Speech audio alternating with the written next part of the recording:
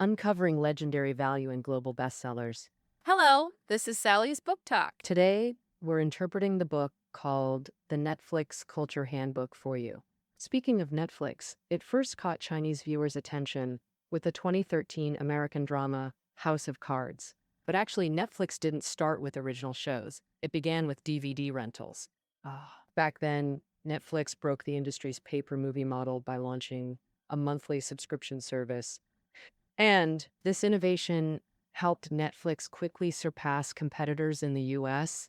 Blockbuster, the biggest video rental giant at the time, saw the market decline, followed by the rise of streaming services like YouTube. So Netflix actively sought transformation and moved into streaming. In China, we also have many streaming companies like IQIY and Youku. Netflix succeeded in streaming by offering ad-free, personalized, high-quality content, causing its subscriber count to soar from 20 million in 2010 to 40 million by the end of 2013. At this point, Netflix realized the importance of content and decided to create its own. Thus, it transformed again, shifting from streaming to original productions. House of Cards was Netflix's first original show and became an instant hit, driving subscriber numbers to skyrocket again, exceeding 100 million by 2017. By 2018, Netflix's market value surpassed Disney's, making it the world's largest media company. In TV production, it could now rival HBO, the traditional US TV media giant. Netflix's rapid growth has been dubbed the Netflix phenomenon. Supporting this phenomenon are Netflix's sound strategies, technology, and excellent execution. And all this depends on an efficient and powerful organization. So, how can one build such an efficient and powerful organization? This is a question that troubles many startups. Therefore, when a PowerPoint called the Netflix Culture Deck circulated from Silicon Valley in 2009, it was instantly wildly popular among companies there, with downloads reaching 15 million times. Sheryl Sandberg, Facebook's COO, even called it the most important document in Silicon Valley, as people sought to uncover the secrets of Netflix's success through this deck. But even Ganyu, the founder of IQIE, repeatedly studied this PPT back then. In 1918, Patty McCord, Netflix's chief talent officer of 14 years and the PPT's author, expanded and supplemented the original deck, systematically summarizing Netflix's corporate culture into what we now know as the Netflix Culture Handbook. So, what makes Netflix's culture so special? Generally, modern companies rely on systems to manage people, not individuals managing others. Employees perform their duties under unified systems, while the company's responsibility is to create systems that align with development needs, while also maximizing satisfaction of employee needs. But Netflix believes modern corporate culture must still be governed by people. Not by company bosses, team leaders, or disciplinary committees, but by employees themselves. Netflix's culture places extreme importance on employees, centering everything around them, granting full freedom while requiring corresponding responsibility. Since employees self-manage, hiring the right people and enabling high efficiency without oversight becomes critical. This is Netflix's cultural uniqueness. Next, I'll introduce Netflix's unique culture through 3 questions. First, how does Netflix attract top talent? Second, how does Netflix enable talent to work efficiently? Third, why does Netflix maintain talent mobility? Let's address the first question, how Netflix attracts top talent. In recruitment, Netflix has 2 principles. First, only hire adults to create ultra-high talent density. You might ask, aren't all working professionals already adults? But Netflix believes adulthood isn't defined by age. For example, those slacking off during work hours or working only for bonuses don't qualify. Netflix has its own definition of adulthood. An adult demonstrates at least 2 traits. First, self-discipline. Adults know what to do and what to avoid.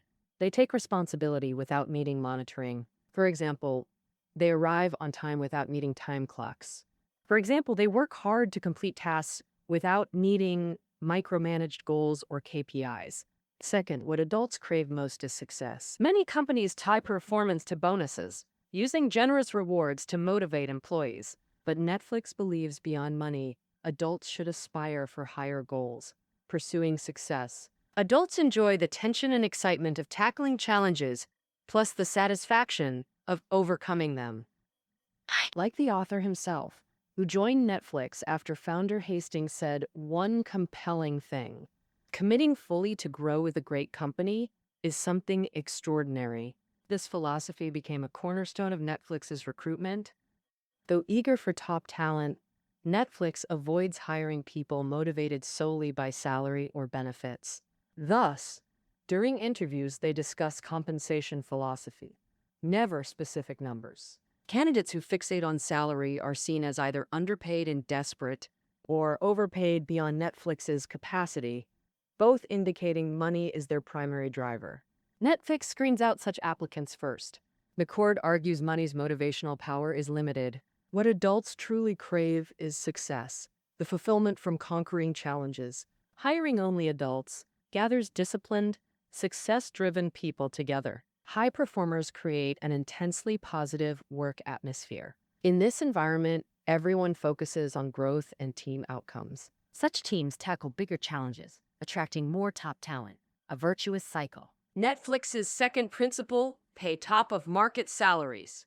While others benchmark to percentiles, Netflix always pays peak rates. For instance, two equally capable candidates.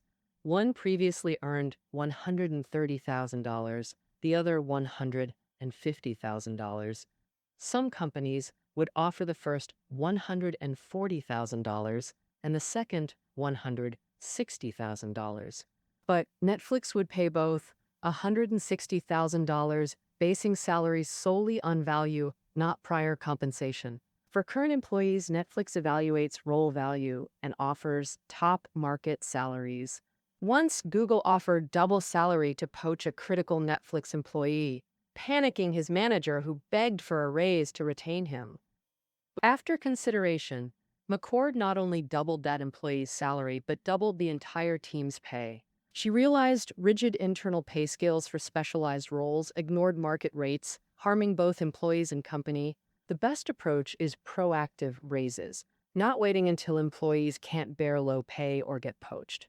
Netflix even encourages employees to interview elsewhere to experience firsthand Its salary competitiveness. Another difference, Netflix's compensation system is fully transparent. Most companies enforce pay secrecy, banning salary discussions among employees. But do employees truly remain unaware of others' salaries? Impossible. They still discuss privately. Netflix believes pay fairness requires transparency about compensation rationale. Thus, at Netflix, compensation is fully transparent. Employees understand the reasoning behind pay differences. Higher contributions mean higher pay. Lower contributions mean lower pay. For example, when recruiting someone at twice the team's salary, it wasn't secret. Every team member knew why. All accepted it because his expertise would accelerate growth, with no internal replacement available. All right, let's summarize the first question. Netflix excels at attracting top talent through two key approaches. First, hiring only adults. These adults are self-disciplined individuals who view success as their ultimate reward. When gathered together, they create a virtuous cycle that attracts more top talent. Second, Netflix is extremely generous with compensation. They consistently offer industry top salaries to both new candidates and existing employees. Additionally, Netflix maintains full salary transparency, where employees understand the compensation rationale.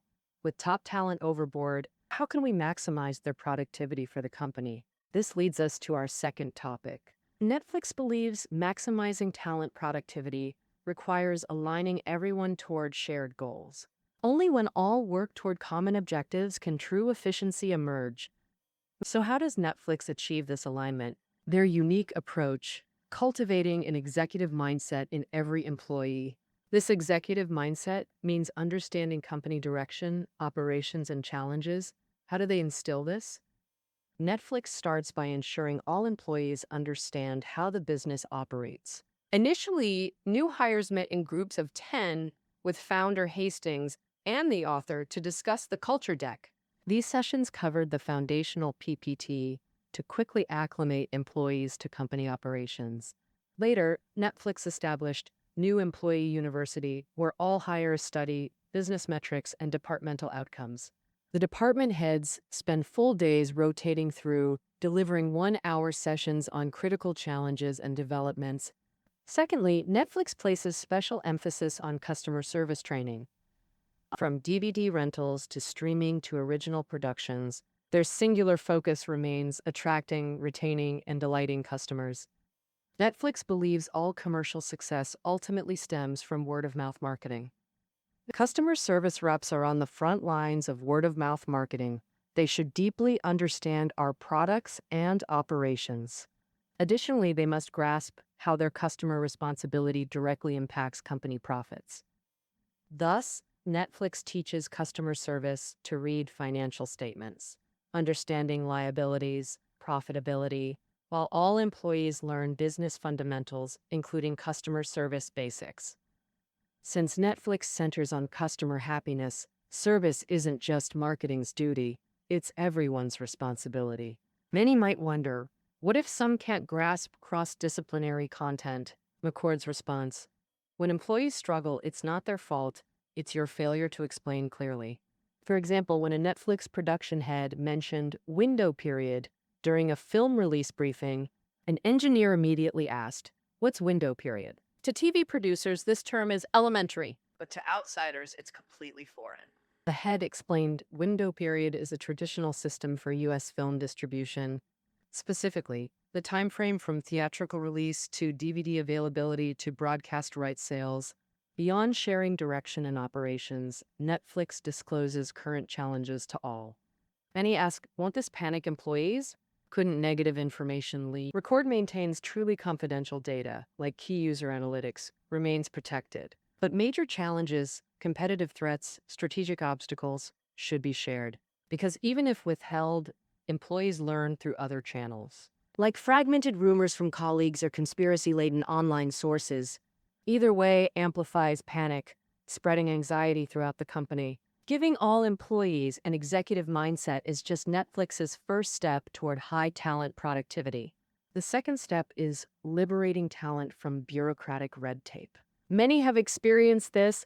Marketing teams drafting proposals that require approvals from every department head through layers of bureaucracy before implementation. Or salespeople submitting travel requests for promotions, then filing expense reports. Any invoice issue forces restarting the entire process. Ron D teens needing HR approval for hires, checking headcount, quotas, and budgets before contacting headhunters. Netflix believes hiring disciplined, success-driven adults means eliminating excessive processes, granting maximum freedom with accountability. So, Netflix abolished masses of rules and cumbersome procedures. For example, they eliminated vacation policies. Anyone can take leave whenever needed. Scrapped expense reports. Employees spend company funds based on reasonable judgment. Ditched annual roadmaps and budgets, focusing only on quarterly planning. Eliminated performance review processes. Netflix bakes a hire's value into their offer up front. While cutting bureaucracy, they grant immense creative freedom. Unlike networks that test pilot shows, Netflix trusts proven creators, like with Orange is the New Black. When greenlighting the show, the production team hadn't even finished the script. But given their prior hit, Netflix trusted them to deliver excellence again. Sure enough, it became a beloved hit. Though eliminating many systems, Netflix established one crucial one: their communication framework. This efficient, transparent system, summarized in 4 words: radical candor. Radical candor. First, between leadership and employees, anyone can freely voice opinions, whether expectations for management or challenging decisions. For example, founder Hastings once proposed showing members viewing history on their Facebook profiles. An employee named Villery immediately objected. Villery argued members should control shared information, not Netflix. Hastings and Villery engaged in fierce debate. Ultimately, Hastings agreed to let Villery's team test both approaches with users. Results proved people preferred controlling their own data. Hastings later publicly admitted his error. Radical candor also means open criticism between colleagues. If you disagree with someone, regardless of rank, address them directly, never behind their back. As HR head, McCord often heard complaints about others. Her first question, did you speak with them directly? She cited Carson, a hire from Yahoo, as example. Initially, Carson faced constant criticism at Netflix. Carson, you spend too long explaining ideas, instead of conveying information clearly and accurately. This clashed with Yahoo's always be supportive culture. Yahoo constantly urged employees toward kindness and support. But Carson soon valued Netflix's directness as more effective. Unaddressed issues cause greater harm to individuals and teams. Once Carson told a product manager, "I dislike your approach to X." The manager responded, "Thank you, this feedback helps immensely." Though emphasizing candid feedback, Netflix recognizes communication requires skill. To make criticism welcome, two things are crucial. First, criticize behaviors, never label people. For example, critique someone's communication issue, but never call them a bad communicator. Second, back it with data. Like the Facebook profile debate, Hastings conceded because A or B testing showed users preferred controlling their own sharing. This transparent culture lets employees defend positions during debates, not just blame when things fail. Direct communication also prevents toxic office politics. That's Netflix. Netflix maximizes talent productivity through three approaches. First, ensure all employees understand the business, cultivating that executive mindset. Second, reduce bureaucracy, giving freedom to innovate. Third, build transparent communication, enabling early problem detection. Netflix hires adults, grants freedom with accountability, and maintains face-to-face transparency. Does this mean Netflix wants lifelong employees?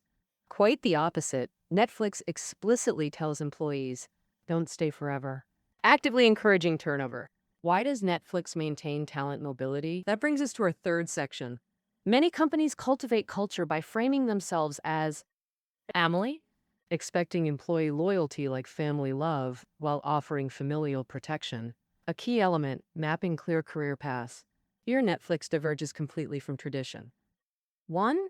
Netflix views companies as teams, not families. Teams constantly scout talent and reconfigure as needed. Underperformers must adapt to the team's pace. If they can't keep up after adjustment, they're asked to leave. Netflix doesn't map career paths. Employees own their growth. For leadership openings, unless internal candidates are truly qualified, Netflix prefers external hires over promoting unprepared staff. Those needing further development shouldn't be rushed. Ambitious employees are encouraged to seek opportunities elsewhere. Not just underperformers may leave. Even top talent might depart if mismatched with current roles.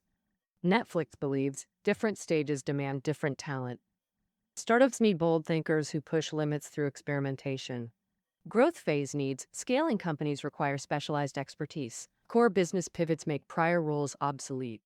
When Netflix shifted from DVD rentals to streaming, DVD handlers became unnecessary. Moving to originals elevated data analytics importance for viewer insights. Some companies value tenure over contribution. Netflix doesn't. While others reassign veterans to less critical roles out of loyalty, Netflix rejects sidelining talent into unwanted positions. Thus, skills role matches lead to departure, regardless of past excellence. Despite high turnover, Netflix maintains positive relationships with departees. They clarify its role mismatch, not personal failure. McCord often refers them elsewhere, like placing a brilliant but management aversion engineer at Apple, though Netflix often encourages departures, sounding harsh like employees lack security. McCord argues this benefits both employees and the company overall. Employees gain real-time awareness of their performance and competitiveness, allowing timely adjustments before obsolescence. And so, when we were on plus, skill role mismatches make work exhausting. Leaving early for a better fit company accelerates growth. For Netflix, perfect role alignment maintains peak team efficiency, preventing bloat or complacency. So, concludes our third question. Why Netflix maintains talent mobility. Netflix never expects lifetime employment, only high performance and role alignment.